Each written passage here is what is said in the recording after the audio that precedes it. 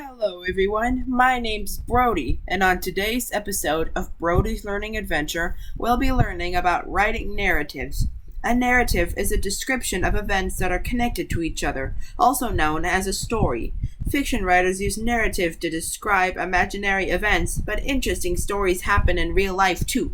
Non-fiction writers use narrative to describe real events.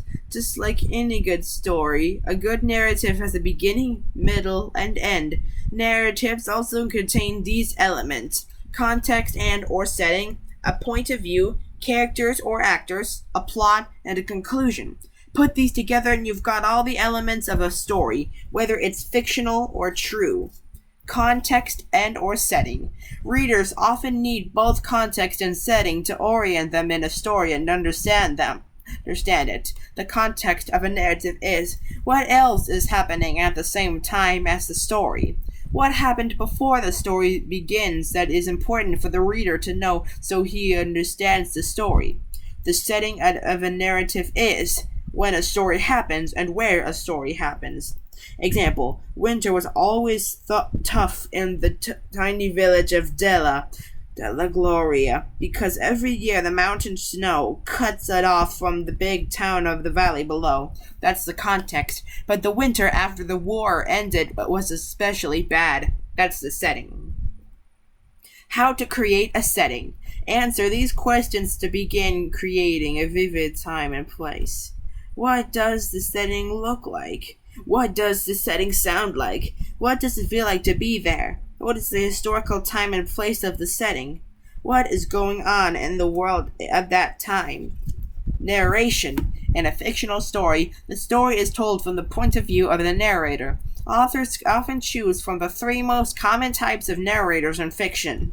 First-person narrator. A narrator who is also a character in the story. Authors might use first-person narration if the character of the narrator is important to the story, or if the story is best told from a single point of view.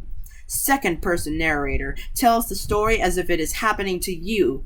Authors use second-person narration if they want readers to strongly relate and react to the story. Third-person narrator, which is not a character in the story. Authors use third-person narration if they want to explore the point of view of many characters or tell a story that doesn't focus on a narrator's character. A few more things to consider when thinking about narration style. A subjective narrative style concentrates on the feelings and opinions of the narrator. Example: it was the most beautiful thing in the world when the surf filled with incredible tiny glowing fish on the first night of August. An objective narrative style conveys the facts with no opinions or slant. Example: on the first night in August, the surf filled with tiny glowing fish. A trustworthy narrator conveys facts and opinions that turn out to be true over the course of the story. Example: a narrator tells you at the beginning of the story that he is a doctor, and all of the events of the story confirm that he is. An untrustworthy narrator conveys facts and opinions that turn out to be false or misleading over the course of the story. Example: a narrator tells you at the beginning of the story that another character is out to get him, but in fact, that character is nothing but kind to him throughout the story. How to choose your narration style.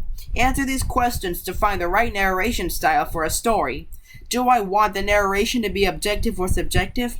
Would it be more interesting for the narrator to be untrustworthy?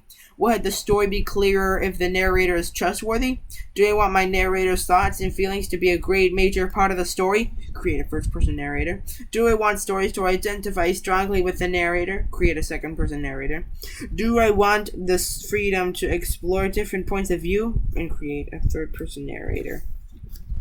Characters or actors. Once you knew where and when you need to know who, if you're writing a non-fiction narrative, who are the actors in the story? If you are writing a fictional narrative, who are the characters in the story? A character or actor is often introduced the moment the writer shows him or her doing something, or purposefully not doing something. You don't have to tell the audience everything about a character or actor the first time he or she is introduced, but keep him in mind But keep in mind that the audience doesn't know anything about a character unless you tell them that information. The audience often needs to know quite a bit about the characters to understand and enjoy the story. Example: Sebastian Fizzlethwaite stared out the window of his family's small cottage. He couldn't run and play in the snow. The author tells you about the character by telling you what he cannot do with the other kids. The author writes that the character does not play with other kids. Why? Because he'd been born with a crooked leg. But nobody else in town knew, however, was that he'd also been born with something else: the power to fly. The author uses a plot twist to hint that the boy is capable of extraordinary things. Character development. If your characters aren't interesting, your story won't be very interesting. Nobody wants to read a story about a person who doesn't think about much, doesn't care about much, and sits around all day doing nothing. So it's important to create characters who are dynamic. They take action, change, learn, and grow. We also want to have a full description of those characters. We don't just want to hear that a character is resourceful. We would like to know exactly what that means, how they've been resourceful in the past, how they plan so they can be resourceful now, even who taught them how to be resourceful. Characters should be vivid, clearly described with enough well-chosen details that they begin to take on a life of their own in the mind of the reader. How to create a character. Answer these questions to help start to create a dynamic character who is vivid in the reader's mind. What does my character care about? What does my character want out of life? What do other people think about my character? What does my character like? What doesn't my character like? What does my character look like? What does my character sound like? What is my character different from everyone else in the story? How is my character different from everyone else in the story? Also, add a tad, thoughts, action, dialogue, and description to your character to flesh out your character and make him or her it dynamic. Plot, the sequence of events in a story. A narrative is a narrative because it is about a story, not arguments or information. The story can have a real or imaginary plot. A plot structure is the way experiences are organized into a story. There are a few common plot structures. Begin to end. Plots can begin at the beginning of the story and continue chronologically to the end. Or plots can begin at the end of the story and go back to the causes in the beginning. Or plots can even begin in the middle of a story and move forward and backward in time. No matter what, events need to unfold logically so that your readers have all the pieces they need to understand what happened and what's happening. That doesn't mean everything has to be in chronological order, but it does mean that everything needs to fit together and be relevant to the story by the end. How to create a plot. Answer these questions to create a solid plot where all the events make sense in the reader's mind. Where would it be most interesting for my story to begin? Where do I want the story to end? What is the conflict that needs to be resolved? What change must happen in the plot? What change must happen in the character? What does the reader need to know to understand what's happening? What would be good to keep hidden from the reader to build suspense?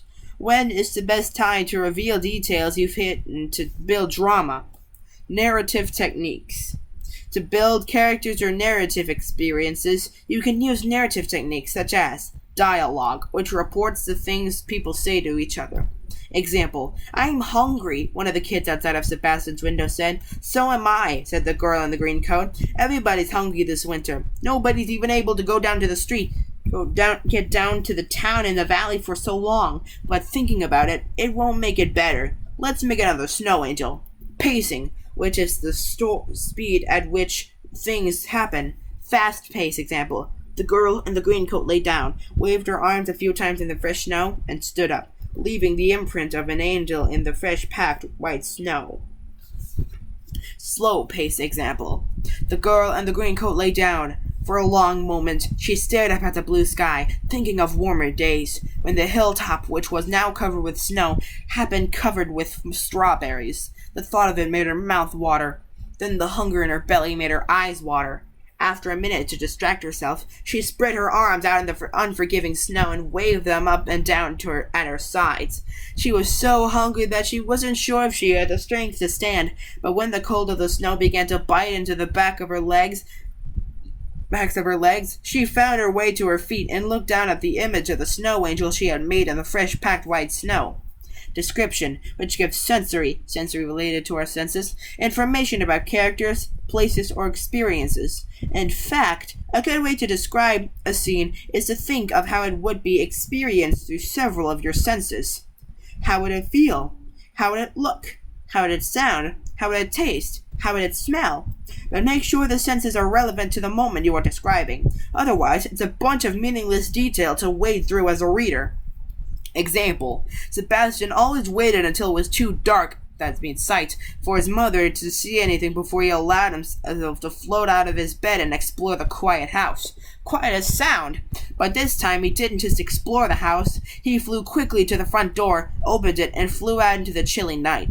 Chilly means touch. The scent of the pines smell on the hilltop was strong, but he didn't linger to enjoy it for long. Instead, he dove down the hill, flying at top speed, heading for the city and the faraway island and the good things he planned to bring back for his family and friends to eat. The piles of fruits and cakes were so clear in his imagination that he could almost taste the sweet and juicy first bite. That's taste. Word choice. Descriptive language could also be precise, which means choosing just the right words. Imprecise example. In the city, Sebastian filled his knapsack with a lot of food. Precise example. In the city, Sebastian filled his knapsack with sausages and mushrooms, candies and cheeses, so many that the bag strained at the seams. Conclusion. If your story is well written, everyone will want to know what happens at the end. The reader wants a conclusion to the story. In a narrative, a conclusion needs to do two things. Follow the plot. What happens at the end needs to follow logically from the event of the story. Example, if Sebastian has to fly down the mountain to get food for his hometown because there is no other way to get there, he can't take the train back. That doesn't make logical sense. 2. Reflect the narrated experience. Characters should act in a way that is consistent with their previous actions and thoughts. Example, if Sebastian hasn't been able to walk before, he wouldn't start walking at the end of the story for no reason. Or, if Sebastian has been a generally nice guy for the whole story, he shouldn't suddenly turn mean. Just like in an argumentative or informative writing, you should use transitional phrases and signal words in narrative writing. Instead of signaling transitions between information or arguments, you can signal transitions in setting, experiences, and events. Characters should be vivid and dynamic, which means they should grow during a story. However, a character shouldn't suddenly become something they weren't before without any explanation. That's not good in narration. But that doesn't mean there can't be a little surprise at the end. Example, after everyone else had eaten their fill, the girl with the green coat came over to Sebastian. He had to admit to himself that he had hoped she might talk to him after he found the food and donated it to the village, even though he didn't know what he hoped would happen next. Sebastian, she said, pulling his rolling chair around to the side of the house where nobody else could see them. I have something to tell you. Sebastian's heart soared. Was he going to confess that she loved him as much as he loved her? Maybe that was too much to handle. Too much to hope. Anyway, he thought, the smile on her face was already reward enough. But to his astonishment, she didn't do any of this. Instead, as she watched her green shoes lifted neatly from the snowy ground, until she was a foot above the earth. Then 2 feet. Then 3 feet. I can fly too, she said. Like a shot, she disappeared above him into the clear blue sky. Here's a quiz to see if you've been paying attention. What is another name for narrative? What is another name for the perspective from which a story is told? True or false? Try to use only one sense at a time when you are writing descriptive passages. True or false? A story has to begin when the events of the story begin and continue until they end. 5. What do we call passages that quote what people or characters say when they talk with each other? What do we mean when we say something is written in first person, second person, or third person? Define each. What word describes the speed at which things happen in a story? Where would you like to set a story? Write 5 details that describe the setting.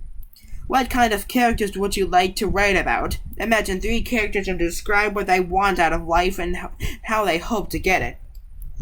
Think about what would be the most interesting moment for your story to start. Then write the first page of the story, setting the scene and introducing your characters. Then if you want, write the second and the third and pause the video now to think of the answers for yourself. On to the answers. 1. Story. 2. Point of view. 3. False. 4. False. 5. Dialogue. 6. First-person narrators are characters in the story and tell the story from his or her point of view.